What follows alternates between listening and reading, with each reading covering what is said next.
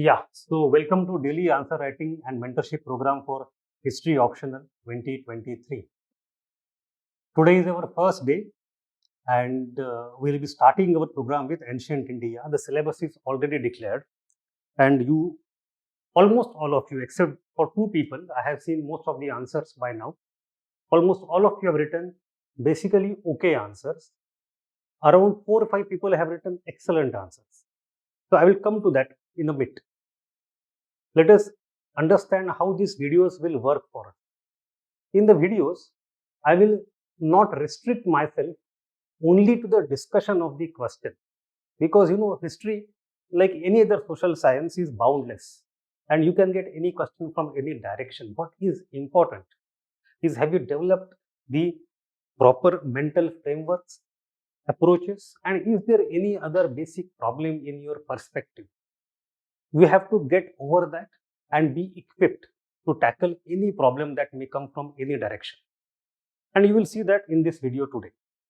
Initially, for a few minutes, very briefly, I will discuss the overview of the syllabus of the day, what all possible dimensions are there, what all questions could be asked, what questions have been asked and what questions have not been asked, in very briefly. I will also create some context, some background for the topic. And then as we move to the question, I will pick up that specific issue and analyze it as threadbare as possible in the context of the question. And at the end of it, you will get many frameworks to study and analyze. I will also take cognizance of the problems I notice in the answers. Today morning, it took me almost 2.5, 3 hours to go through all the questions. I have sent many comments also. You should read the comments very well. Anyway, let us start with the topic. Today's topic is Ancient India. The first part is sources. In sources, as we know, there are two parts. The first part is archaeological sources as per our syllabus, and second part is literary sources. If you go within archaeological sources, the syllabus has mentioned a few things very openly.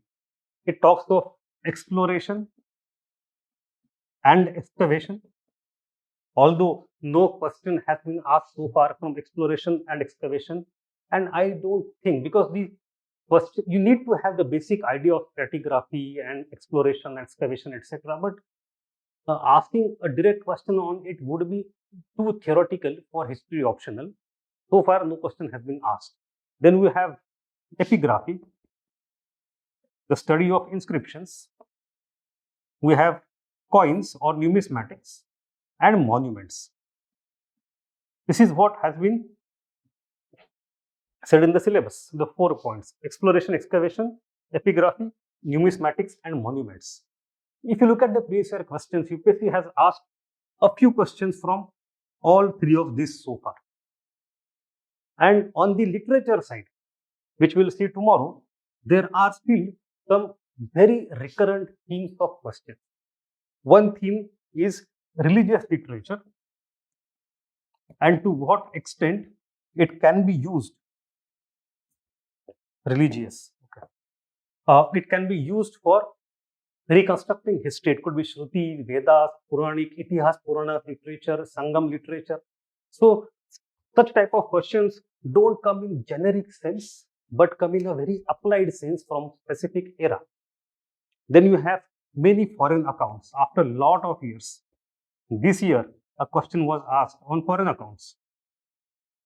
In foreign accounts, they have specifically mentioned Arabic, and before that Chinese, and even before that Greco-Roman. So we have to study them. And then finally, there is one more question that is asked again in this year, that is ancient Indian history writing tradition. The question that was asked this year was on Kallana. But apart from Kallana, there could be some other generic questions also. So these are the basic topics on which questions have so far been asked. If you see very closely what kind of questions are asked, you come to know that some questions are generic. For example, the archaeological sources, what extent they are useful, their positives and negatives, their limitations. A question can be on specific type of archaeological source, like epigraphy or coins or monuments. In the case of monuments, the questions have come from various eras separately. So we'll study them when we come to that era one by one.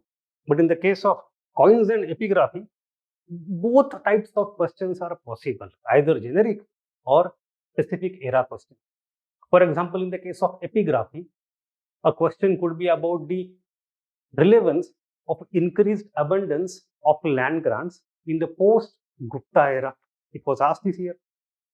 It could be about prashastis or the royal panegyric that start to appear for the first time from the post-Mauryan era. The question that we have put this time for the practice. So epigraphy questions can be generic as well as era-specific. Same thing goes for coinage, the numismatic art and craft and science as well. On the coins, you can have generic questions: to what extent they are useful, to what extent they are not useful, and they can go for specific type like political history, economic history, and socio-cultural religious history. The question that we have asked is from religious and cultural history. Other question could be from purely political history sense. Or they would ask you to compare that the coins are more useful to extract the information about art and culture than about politics. Do you agree? So such kind of juxtaposition questions can also be asked, but they are very easy. Once you are prepared with coins, you can handle any type of questions, and same with inscription. Then you come to literature, we'll see them in detail tomorrow. But there is a third type of question that talks about the corroboration and comparison between archaeology and literature. And these questions are pretty important, especially in the recent era. If you see, and let me go into the context of it for a bit. When history writing in a modern sense began in India, in Bengal, after the arrival of British, after Plassey and Buxar, the first name we know is of Sir William Jones and the Asiatic Society of Bengal. You see, the kind of tradition he started is called as Indology, and its allied term is Orientalism. This Indological tradition was highly literature-centric, scripture-based, and they disregarded the other types of evidences at that time. And that created a certain kind of distortion based on who creates the literature, who consumes literature, who preserves the literature, what is the agenda, what is the motive, what is the patronage, what is the ideology. A lot of things come into play. It took almost a century. You see, Asiatic Society of Bengal was formed in 1770s, 80s. Almost after 80, 90 years, in 1860s and then again in 1870s, we have the formation of Archaeological Survey of India under Cunningham. That is when the exploration of archaeological sources started at a very systematic level. Although James Prinsep comes half a century before him, and even Burgess and Ferguson, both of them. But under ASI, it got institutional backing. So between the Asiatic Society of Bengal and between ASI, you have almost a gap of a century. That itself tells you that archaeological sources were given quite less importance initially. In the next century, by 20th century, historians started to take cognizance of both types of sources. But it was not on even keel. What do I mean by that? The primary narrative, the primary idea, the storyline, the perspectives were still created by literary studies, and to corroborate them, to support them, to substantiate them, some evidence was taken from archaeological sources. So they still continued to play a second fiddle. It was useful up to some extent. For example, take the best pair that I often like to quote of Ashoka and Pushyamitra Shunga. If you base your understanding purely on literature of Ashoka and Pushyamitra Shunga, you get a very distorted picture. Ashoka is portrayed as highly, in the initial part of life, demonic king who transformed drastically after accepting Buddhism. So, based on Buddhist literature, that is what Ashoka's portrayal is: a very good Buddhist king who has a very dark past. And thanks to Buddhism, he became great.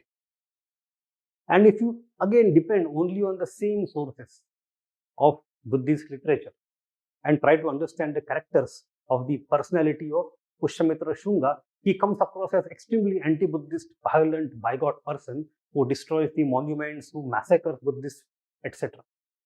So Ashoka is staunch pro-Buddhist and Pushyamitra Shunga is extremely anti-Buddhist and violent. This is the picture that you get from Buddhist literature.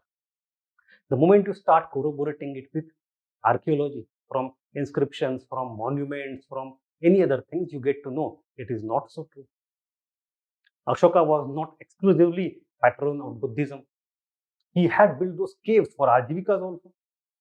Not built actually, dug, but anyway. He seems to have from edicts a very Catholic and holistic view of society, which is not only pro-Buddhist, but quite inclusive. So the tenor and the intensity of the tenor gets subdued with the help of archaeological resources. Similar thing happens in the case of Pushyamitra Shunga. If you go to Sanchi and read inscriptions, you clearly get to know of Shunga patronage being very important in the enlargement, in the importance, in the ornamentation of Sanchi. Same thing happens to Bharhut Stupa as well, which owes its existence largely to the extent of the patronage given by Shungas only. So when Buddhists wrote this book, composed this literature, they had certain interest in their mind. Now both Ashoka becomes less pro-Buddhist and Pushyamitra Shunga becomes very much less anti-Buddhist when we corroborate literature with the help of archaeology. That is the importance. But that is also now quite in the past. If it is like 20, 30, 40 years ago, these things already came into existence. We know that. And that much acceptance is already given to archaeological sources by historians who focus on literature. But that is also not enough. That is also not enough because primarily the narrative is set up by literature and it is getting modified by archaeology. Archaeologists don't like that. We have a generation of archaeologists in last few decades, starting from D.K. Chakrabarti from Cambridge and his students. Now we have Nayanjot Lahiri, the book of whom you read a lot, Upinder Singh. We have Himanshu Prabhari and a galaxy of people who focus in the way of history writing in opposite direction.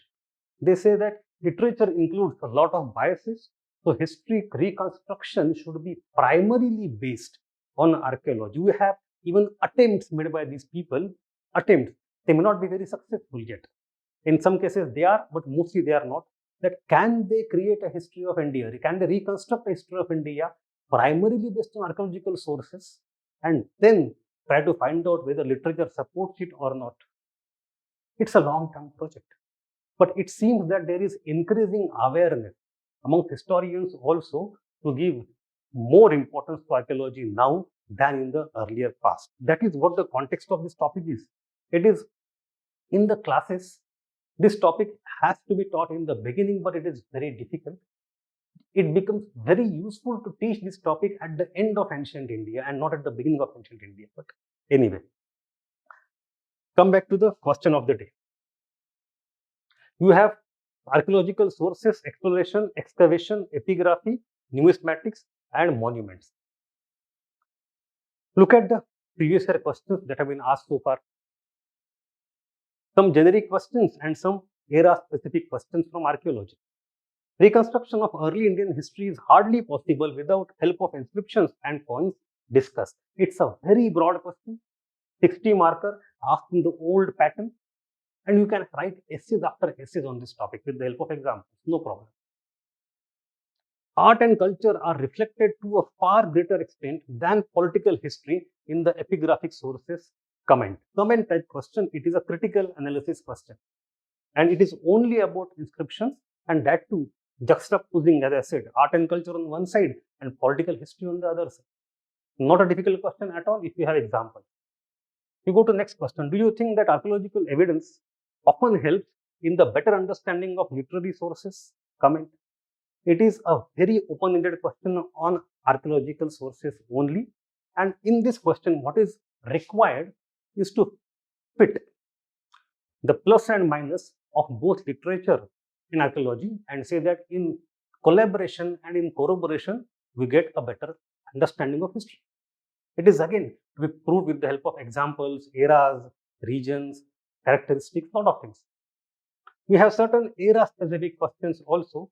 A few of them from Neolithic era, like archaeological material, again open-ended question, but we'll see that question when we go to prehistoric era. Same for Chalcolithic pottery also, and a lot of questions on monuments. So I'm not dealing with this part right now. We'll deal with that when we come there. Come to the question of the day. Do you think that in the reconstruction of early Indian religious and cultural history, coins are extremely helpful? Now, before going to the question, let me go to the review of what I have seen as pattern in a lot of your answers. I have seen the very first answer was submitted by Diksha, Anushka, G Sai, Praveen, Reddy, etc. These are very good answers. And then after 5th or 7th answer, the quality started degrading a little bit. And by 12 o'clock today, again good answers started coming. The common errors that I have found. Some of you are not exactly aware of the chronology and concept. One student has written about, for example, the legends and portraits of gods we find in Mauryan coins. The Mauryan coins do not have portrait of gods. They come from the punch mark imperial series. The portrait of gods and kings start after Mauryan era in many Indian coins. So you should know that in different phases, there are different characters. If you want to create points, you can create points, but you cannot bluff to the extent where you are wrong. For example, you can't write that a lot of dates are found on the coins which help us in the construction of chronology. Well, it is not possible. In the pre-Islamic era, there are quite a few number, relatively very few number of examples, where dates are present on the coin. I'm not saying no, some Gupta coins, some Shaka coins, there are dates, but they are very less. Similarly, in the Mauryan and pre-Mauryan era coins, there are very few portraits, if at all. So don't bluff that. Secondly, the question asks you, do you think means it is a critical analysis question. So in the second half of the answer, at least in last 45%, you are supposed to write about the other side, to what extent they are not helpful, or what are the limitations of coinage. And almost half of you have not even touched that part. Read the question carefully. The third point is almost none of you has used any technical word while writing this answer. Even for sprinkling, 1 or 2 answers I saw had the word hold or types, etc. But we'll see a lot of words in some time. None of you have used that. See, to give the flavor to the answer of an expert, you just knew some keywords, sprinkle them. You have already used the concepts, but not the technical words. For example, metrology, paleography, not used. Even obverse and reverse, these basic words are not used. A dedicated question on coin, we talk of the portrait on one side of the king, on the other side of the god, and you don't use the word obverse and reverse. Please don't do that. Use these simple words. Then this cultural history is the term I saw that a lot of you have interpreted in a very liberal way, to the extent that you have included even the material culture. See, material culture technically is correct, but if you go by the spirit of this question is not asking about material culture, because if you go there, the entire economic history is opened up for you, right? So stick to the traditional meaning of culture in this question. Next comment is that this is a very important comment. People seem to have thought of examples first and then retrofitted answer into those examples. It is a good way to go, because we cannot create the mental framework of all the dimensions first and then think of examples every time. Whenever we read the question, suddenly, Kushana coins, Gupta coins, this coin, that coin, I have got for examples, let me create the answer based on those examples. It is the correct way, but it is not the only way.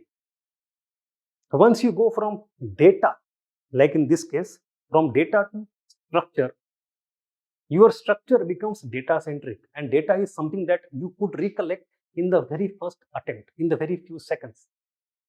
But if you try to go other way around, from structure to data.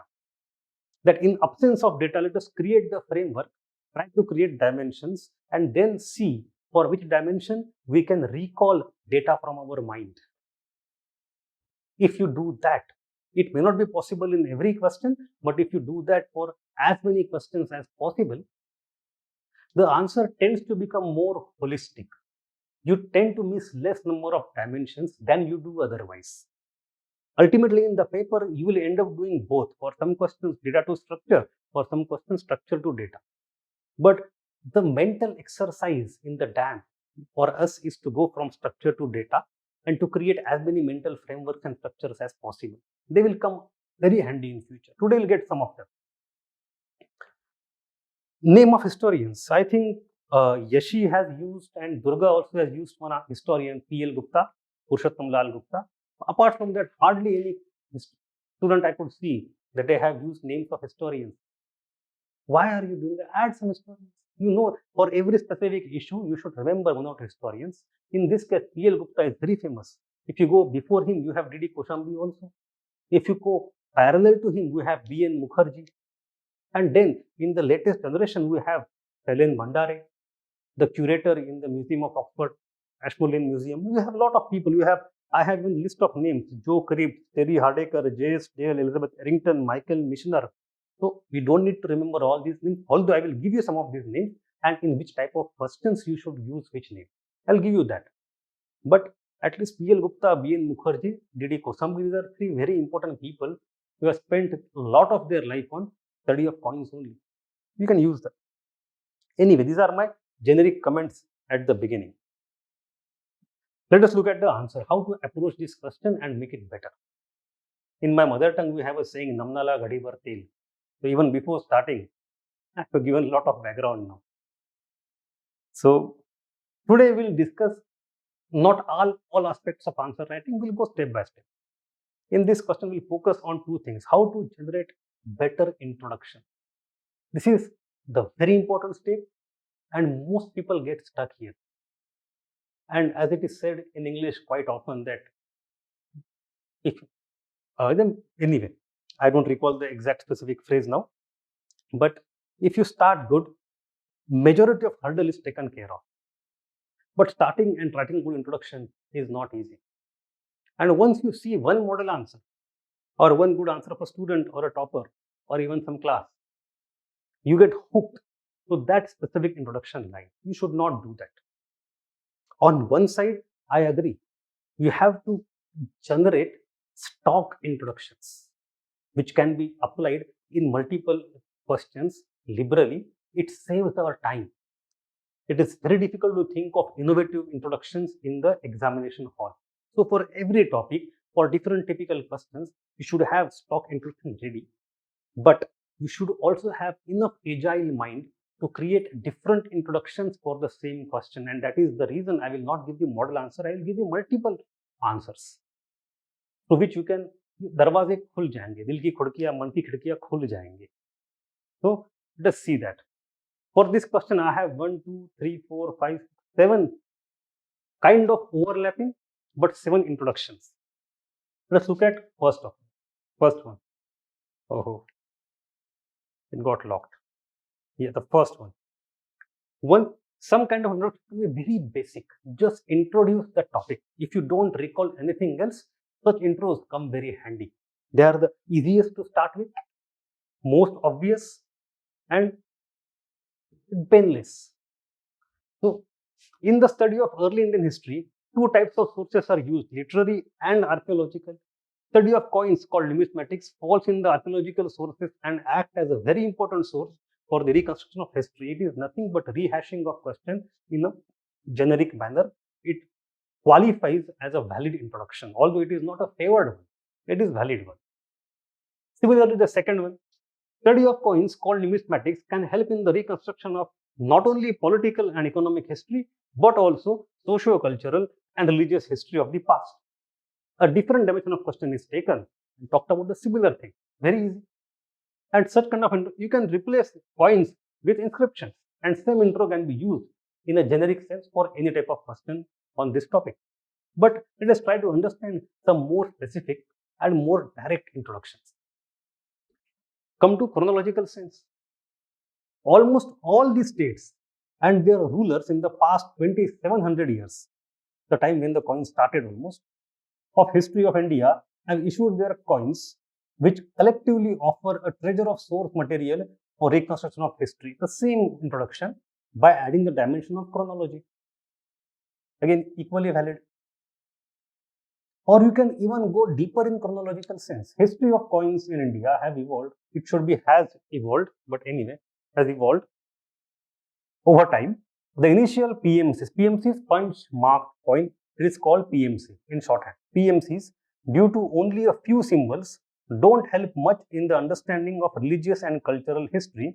But after the Greek invasion, Indian coins started depicting legends and portraits of kings and gods, and thus prove more helpful for the same. You can reduce the number of words, but the essence is that initial coins are not very helpful. Later coins, because of the words and because of the portraits, are more amenable to the extraction of relevant information. Simple. You can add a comparative sense. This kind of introduction, I personally feel, is very useful, very much more appropriate. And if you want, you can use them in conclusion as well. Start question with some kind of normal introduction and end with this kind of conclusion. For example, in the reconstruction of the religious and cultural history of ancient India, the relative dearth of textual material can be partly compensated by the numerous and diverse coins from all parts of India. Now you are putting in the relevance of coins vis-a-vis literature. It is a very simple one. Coins not only play a vital role in illuminating history not known from other sources, but also confirm and substantiate the history known from other sources. However, they have their own limitations also. Now this, however, they have their own limitations also sets the critical tone required for this question. Do you agree? Generally, the second line, if possible, will come there later on, after a few days. Second line in the introduction should be your thesis line. And this kind of introduction is a mixed one with thesis statement as well. We'll discuss thesis gradually as we go along. The last one I found in one of the copies of a student today morning only. I found that it more in a literary sense conveyed the same thing. Coins as important source of history as they add, confirm, modify or amplify the data from other sources. Beautifully written in minimal words, minimalism at its best.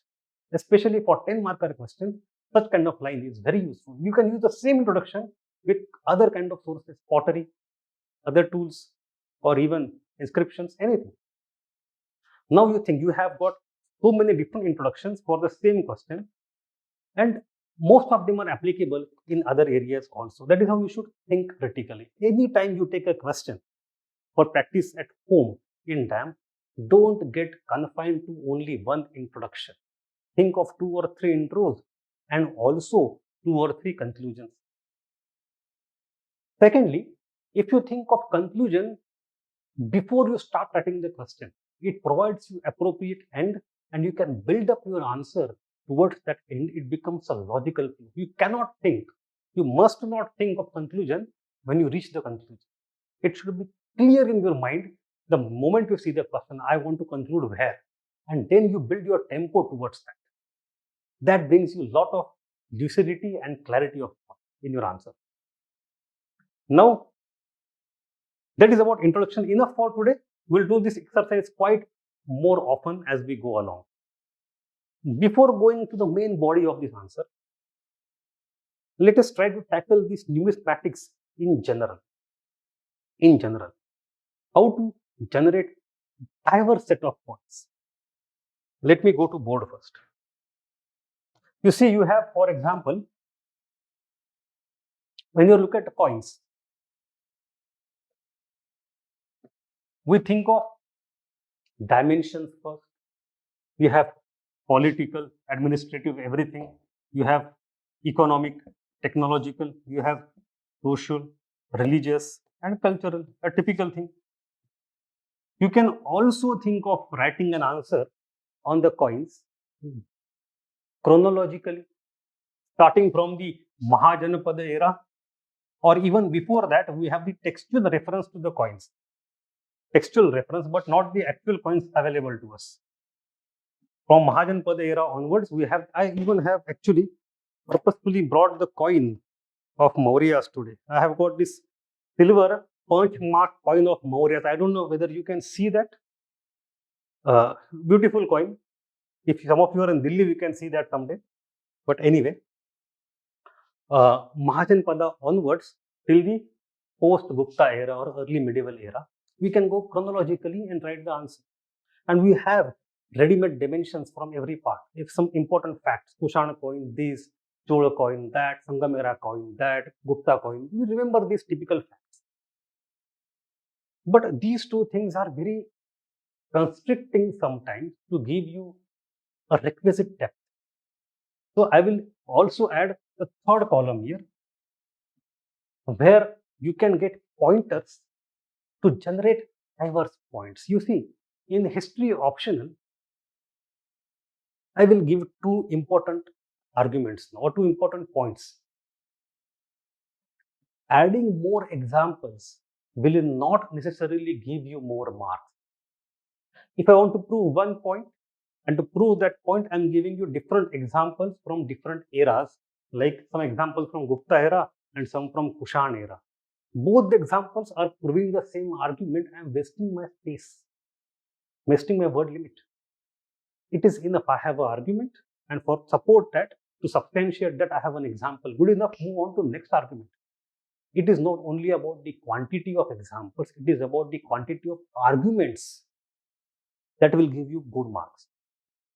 Diversity of arguments, that is one. And secondly, when you generate arguments, if you are able to use some different bases which come from that specific field, it will be extremely useful. So how to generate those arguments? You can generate it this way, or this third way. This third way will be very useful because questions may come only from economy. Questions may come only from the post-Gupta era. At that time, these other parts will not be very useful to you. What do you do? How do you extract information from, let us say, economy of post-Mauryan era? A simple question. Write a short note on the economic history of India based on the coins you find in the post-Mauryan era. How do you do that? You will get example from Kushana, maybe from Indo-Greek and Bactrian, maybe from Shakat, maybe from South India Sangam era. But you will end up proving the same point again and again. Trade thi, coin thi, Raja support karta tha. Khatam. That is something we should avoid. And that is where this third part comes into play. Let us see what that is. It's a very basic thing of numismatics, a generic framework. You have some intrinsic attributes of coin and some extrinsic attributes of coin, which help you extract information. For example, in intrinsic attributes, you have some elements like legend. Now, legends you don't find till the Mauryan era. From Mauryan era onwards, in later era, we have legends which were primarily inspired by Greek invasion of India. That is what some historians claim. Some people say it did not happen that way. We had our own local typology series, etc. But let that debate be aside. We have legends. Legend is what is written in the script. We have script, language, grammar, and study of ancient script is called paleography. One technical term. So you can extract some information from what is written and how it is written. We have motif, symbols. Symbols, they can be animate object or inanimate objects. And symbols have their own stories, where the symbol originally came from. You have transmission of symbol from one dynasty or one region or one culture to the other. In the same region, new kingdom comes, new dynasty comes. How many symbols continue? How many new symbols are coming? One symbol found in one region, afterwards it is found in other region. Was there any cultural exchange between them or economic exchange? That is information you can trace from that. You also have cultural exchange, artistic value. Those motifs are artistic creation. You have mint marks. Symbols are not only animate and inanimate objects. Mints also have their own marks, but mint marks come from much later era, primarily medieval era. Then message content in the legends and in the motifs, there is some message. and you can extract that message to infer something about it. You have one who is issuing the coin, his name, names of kings, the titles used by royalty, the physical characteristics of royalty, Basilios, Basilion, Maharaja, Dhiraj, Dhanada, Varuna, Indra, Dhanada, Varuna, Indra, Antaka, Gupta kings. So you have such kind of titles in different languages, even dates, although they come rarely in ancient India. The secondary elements of the same coins, of the primary, of the intrinsic attributes is metallic content, origin, prosperity, usage, and value, from where the metal has come originally from. The silver comes from outside.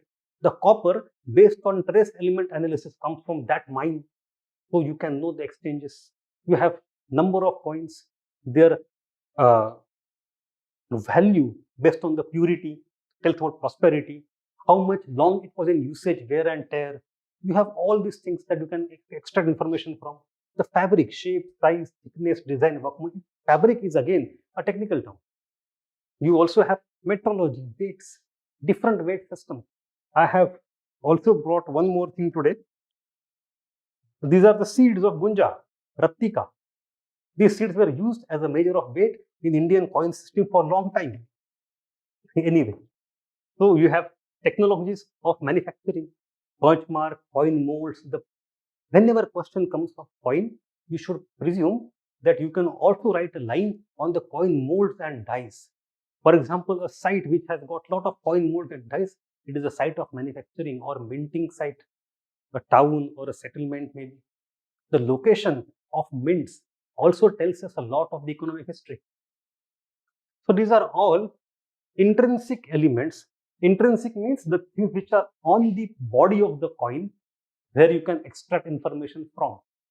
But apart from that, there are certain extrinsic elements as well, which are especially more useful for the monetary history. For example, provenance. In which region, which part these coins were found. If you just map the coin locations, the locations of coin finds, you get some information out of it. Maybe it is useful, it is not useful, depends on later analysis. You also have hoard analysis, because generally finds, maybe chance find or otherwise, they come in hoards. Hoards can be of two types. One is emergency hoards. Somebody is attacking us. Now let us bury our treasure for some time. When our next generation shall come back, or we will come back after a few decades, we will find the treasure again. Emergency hoards or saving hoards. So different, depending on the type of hoard, different information you get. You also have point type, series analysis, counter striking. In Upinder Singh, you have one beautiful box of Shailen Mandare, where counter striking of Nahapana's coin by Satvahanas is given in Jogalthumbi hold around Nasik. A full page information is given. Beautiful one. So you have all these things.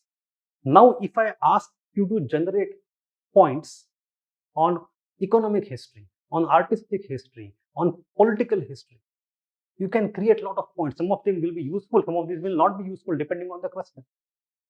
So the structures that you should have in mind while writing the question on coin is not only this, it also not only this, but also this. And depending on the question that is asked, you have to choose very easily which one is easier, which one is more impressive, which one you can substantiate at ease. Okay. So that is the next part. If I have to categorize all these things and give you 6 basic points, let us forget all these are too technical things. Maybe for some people it doesn't matter. Forget all this. You get 6 points. Just memorize them, and they will give you approaches. For intrinsic, we have 3 things. One is morphocentric.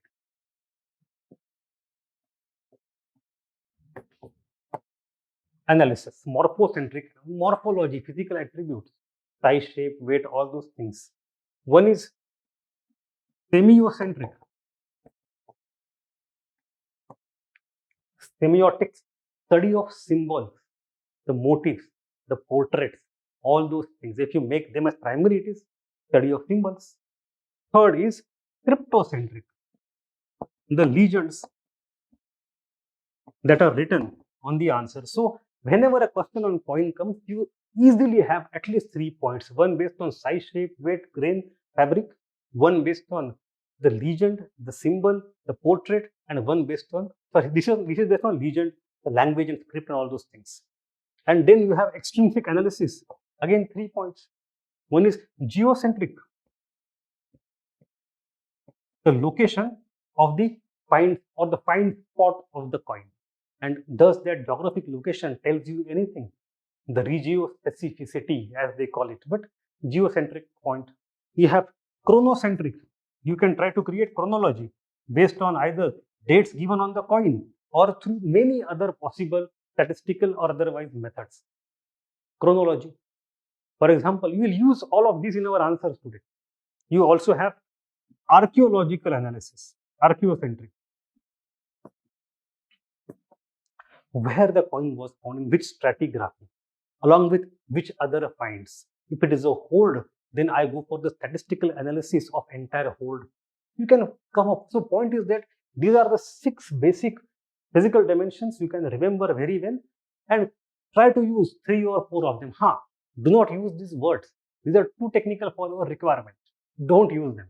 But it is a formula that will help you generate a diversity of points and not the same points again and again.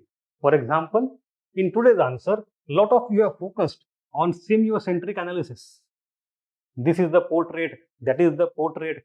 Well, maybe for a lot of points, we have to go in this question for semiocentric analysis based on the analysis of portraits and images of gods or of the kings.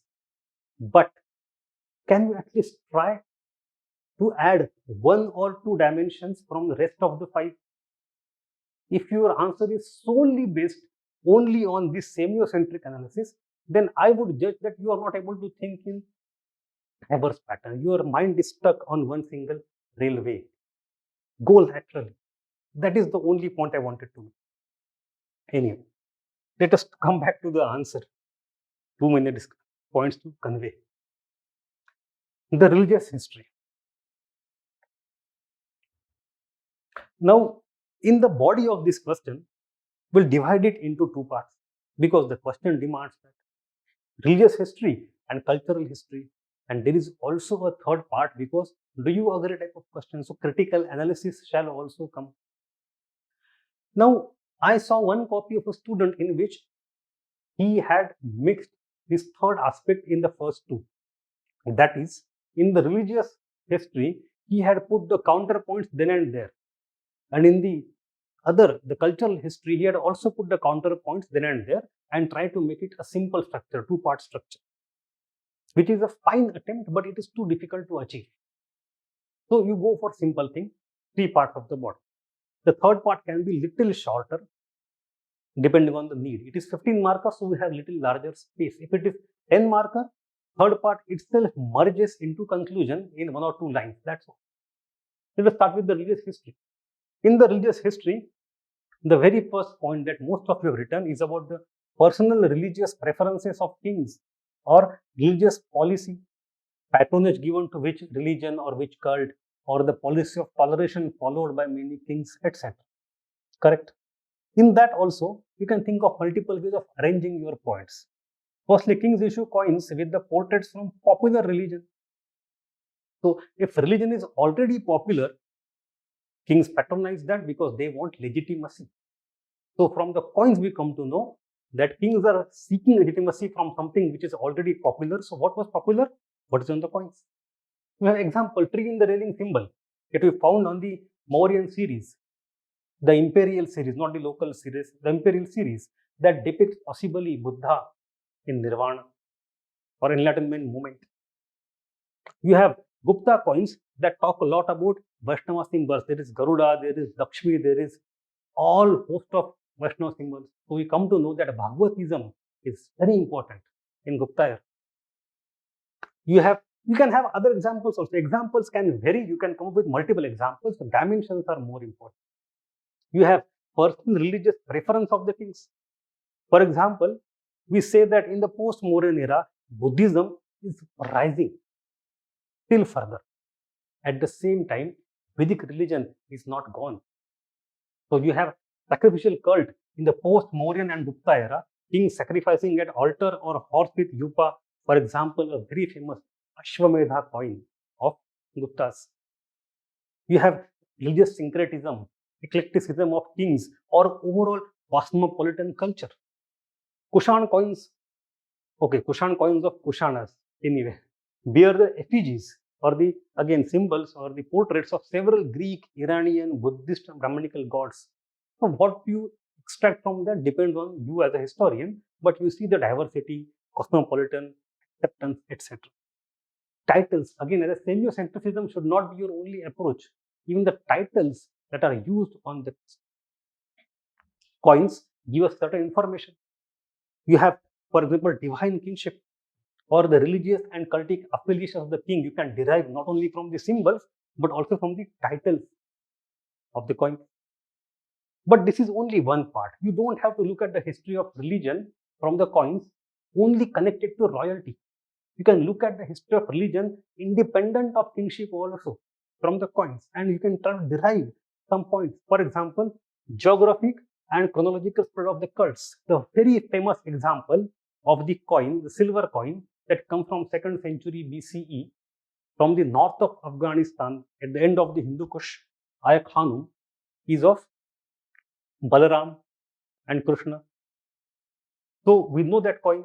So coins of Agathocles the king from Ayak Khanum, the city, the Indo-Greek city or the Indo-Bactrian city, cult that emanated from Mathura region had already reached north of Afghanistan in 2nd century BCE. So the religion which emerges in and around Mathura had already reached by 2nd century BCE north of Afghanistan and became enough popular there, so much so that the king thought of supporting that or seeking legitimacy through that.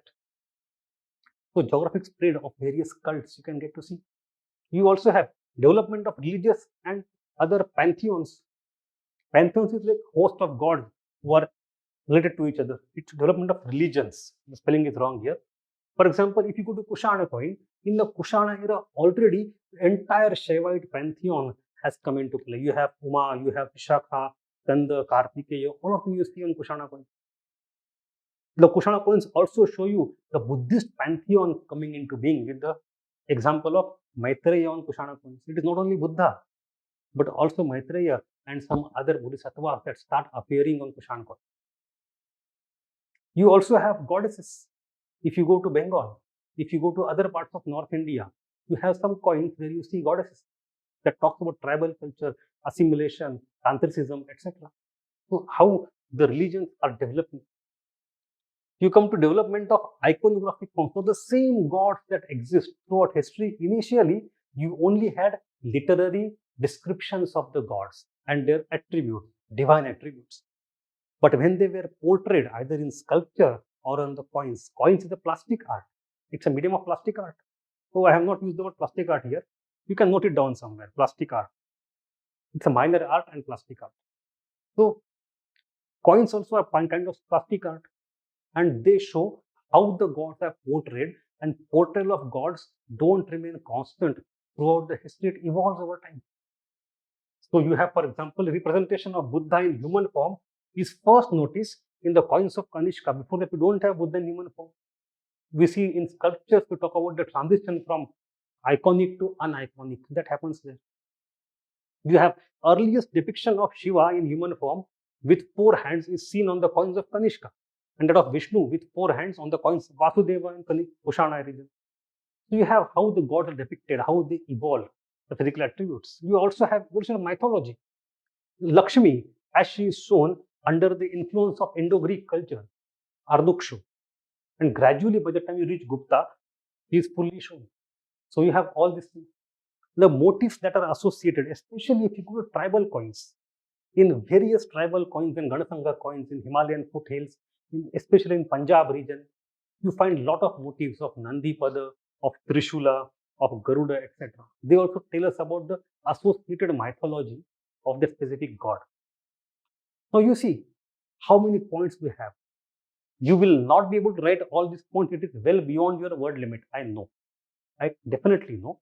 I'm not saying it's a model answer at all. What I'm trying to say, that rather than focusing your answer purely on one part, the king, his patronage, and diversity of gods, you should try to expand your mind, add some other dimensions. And secondly, think of the dimensions first.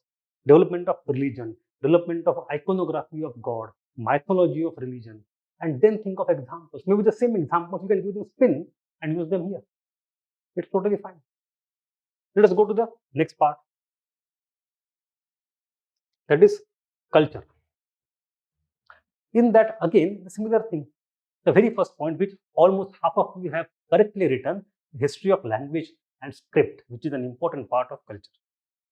And one student has given the best example, which is most appropriate. The very decipherment of Brahmi and Kharoshthi was supported a lot by James Prinsep's efforts in 1820s and 1830s of studying coinage.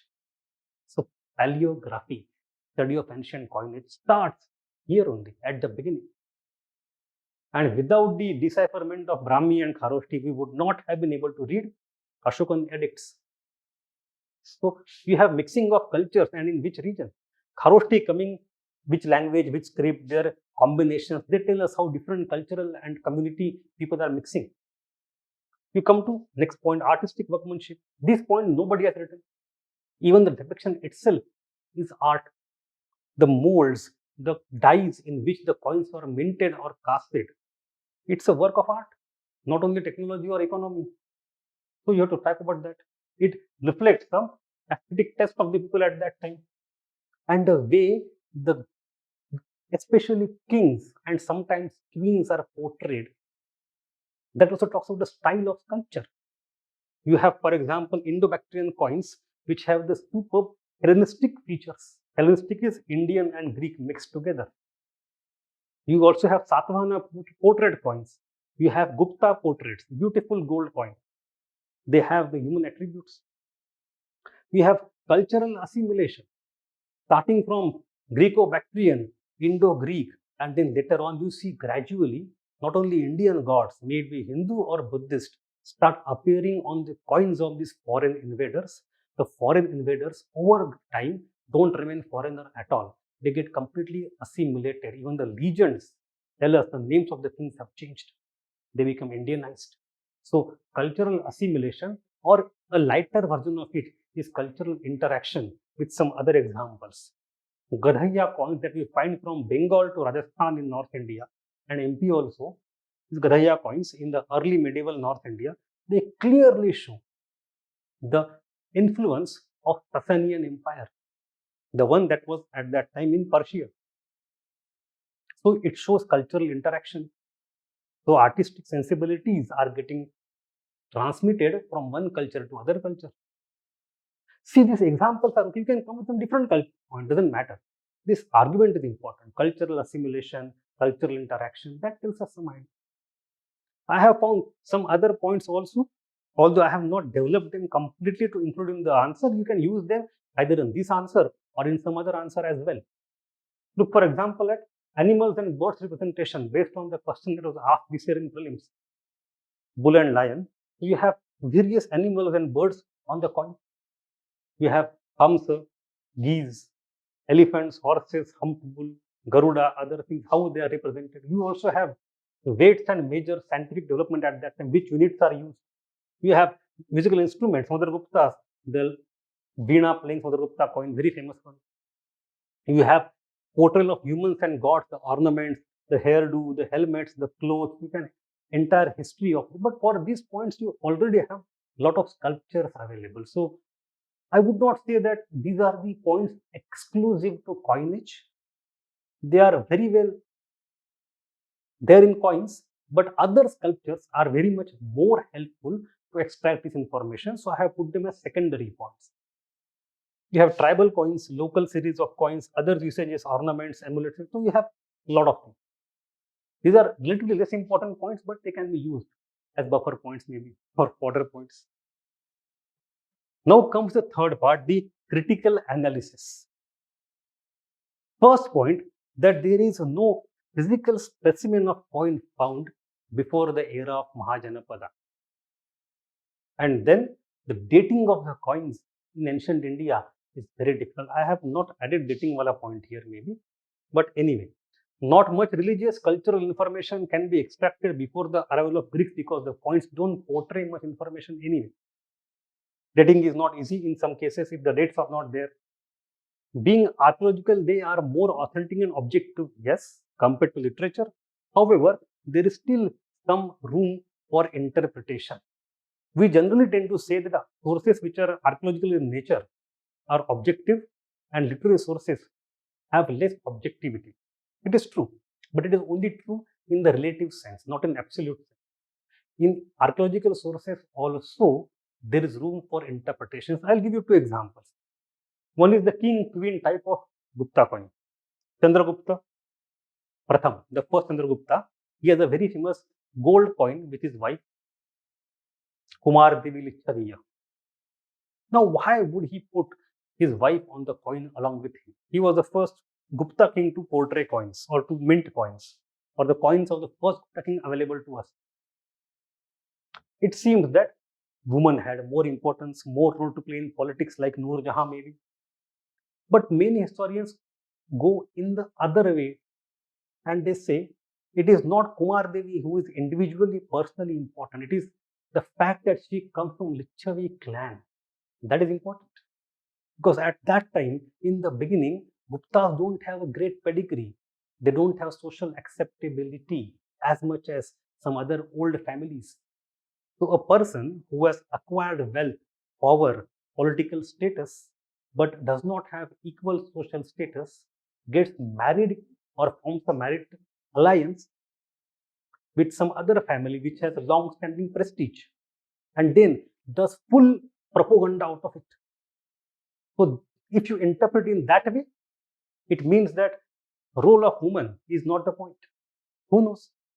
You also have Kushan coins, personal eclecticism or religious tolerance. Upinder Singh in her book, not in this typical book that we use as textbook, but in her other book, she has elaborated this point much further.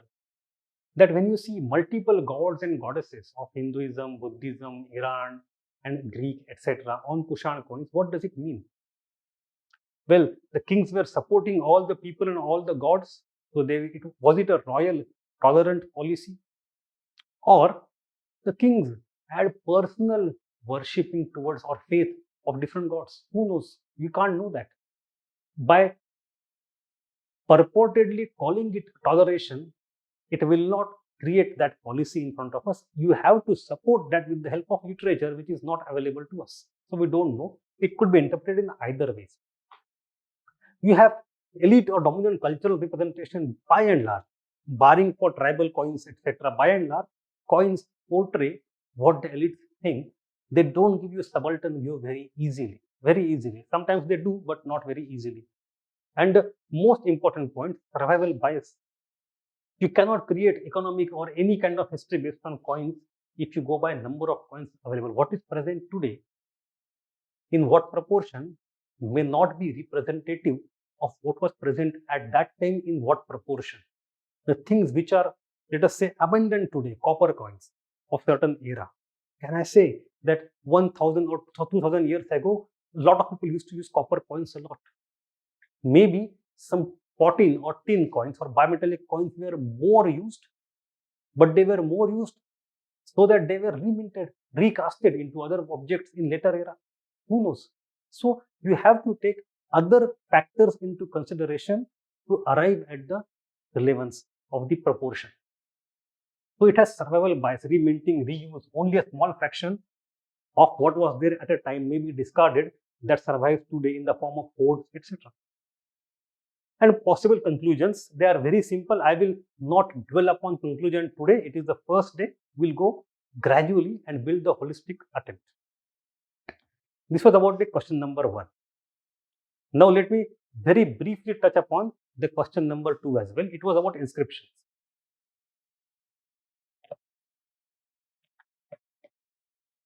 For the study of ancient history, Prashastis can prove to be a very reliable source material. Do you agree?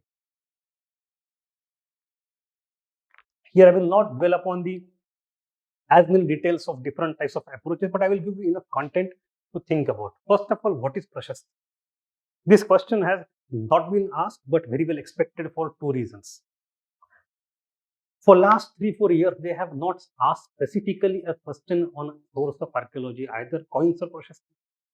So one question is expected in 2023 because it is an important topic.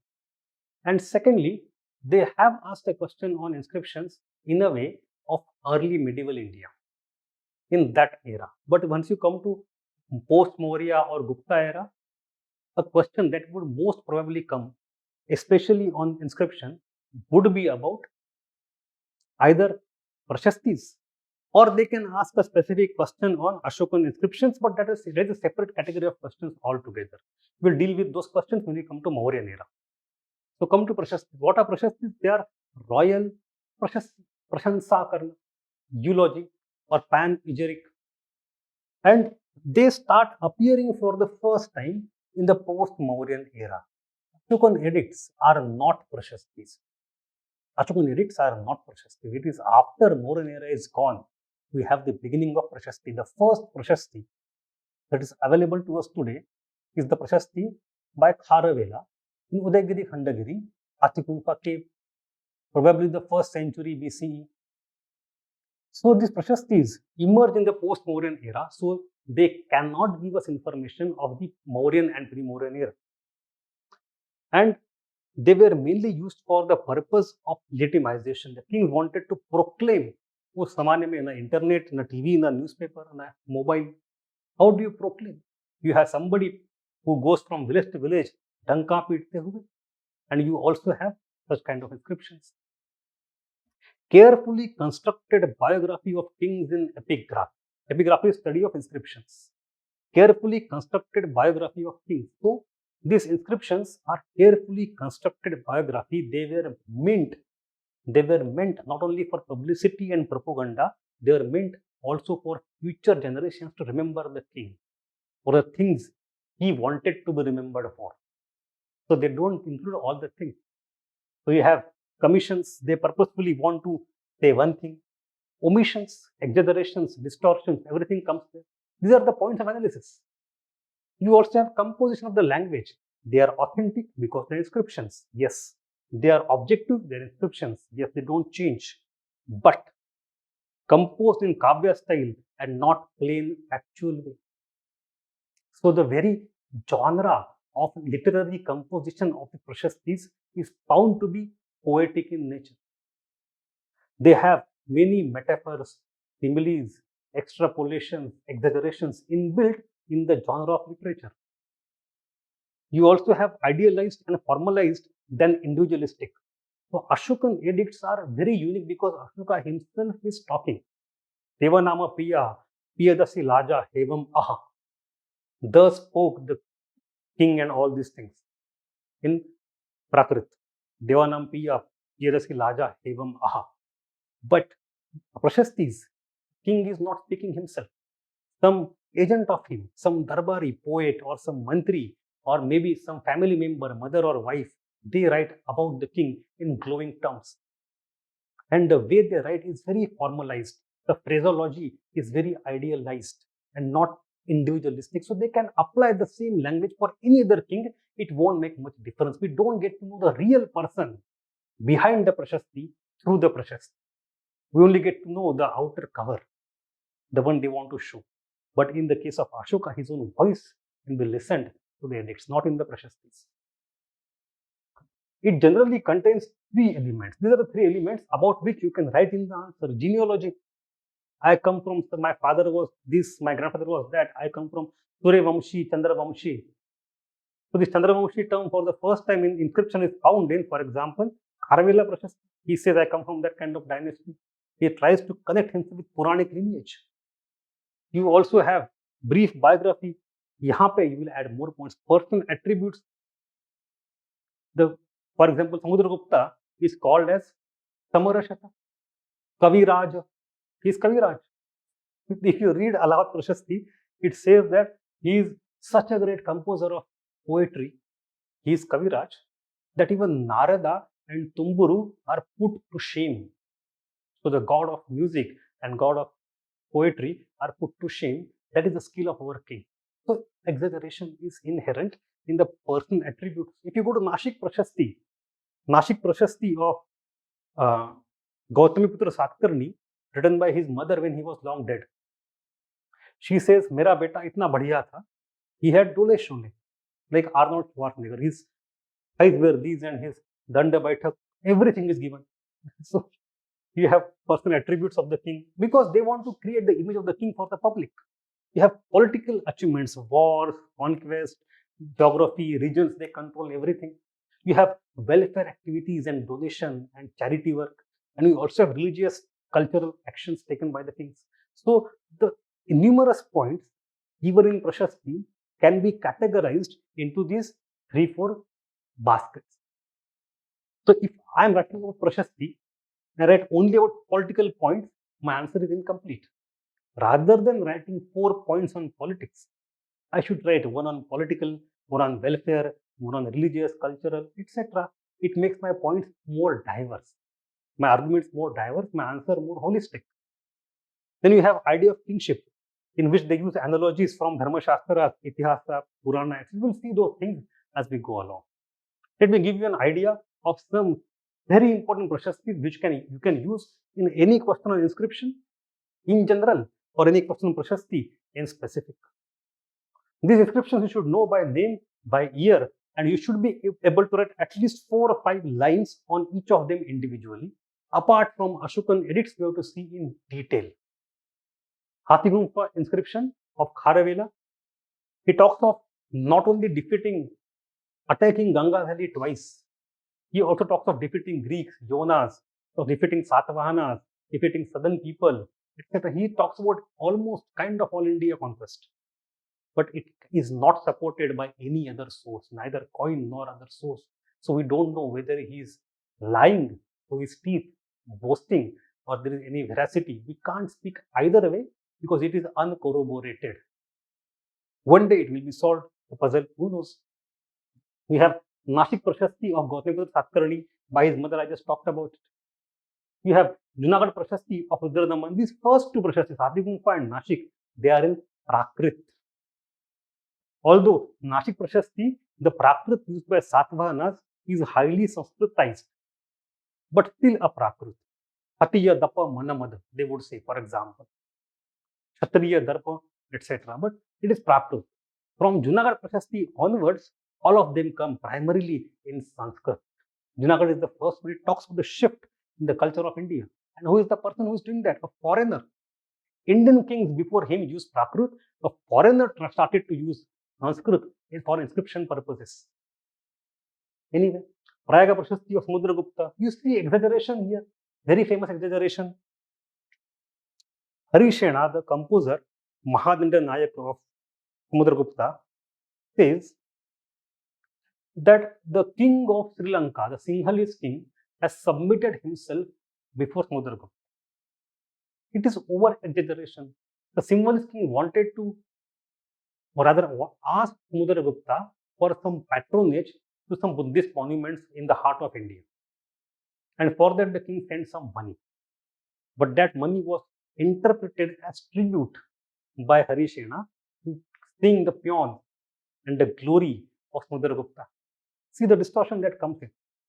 You have Aihole Prashasti of Pulakeshin II from Meguti Jain temple in Karnataka in the 7th century that talks clearly about the defeat of Harsha. There is a line in that Prashasti, Bhayabita Vigalo Harsha, Yena Chakari Harsha. मतलब हमें देख के हर्ष का हर्ष खत्म हो गया. It's word play, a smart word play. Sanskrit is famous for such kind of things. Bhayavita Vigalo Harsha, Yena Chakari Harsha. But anyway, the point is that such a great defeat of Harsha by Pulakeshin II on the banks of Narmada is not at all mentioned in any North Indian literature or inscription. Both Yuan Sang and Banabhatta have completely omitted that. So again, use of Prashastis. You have the Gwalior inscription of Mihir Bhoja. Mihir Bhoja's ancestor, the one Nagabhat first, who established the Gurjar Pratihar dynasty. He had defeated Arabs when they started attacking India. So Mihir says in glowing terms about his forefathers that they were rescuing earth like Varaha did Vishnu's avatar and saved Bhudevi. You see such kind of exaggerated terms. So I think I have given you all the examples and structures and pointers to create such answers for Prashasti specifically or inscriptions in general, which will suffice for some time. If you have any query, any doubt, we'll discuss that. On this weekend, we'll have a Zoom session in which we can discuss one-to-one. I am personally withholding Zoom session till you write at least 4 or 5 answers. You get a grip of the idea. I get a grip of you. What is going on exactly? What is the preparation level? We'll adjust question quality accordingly.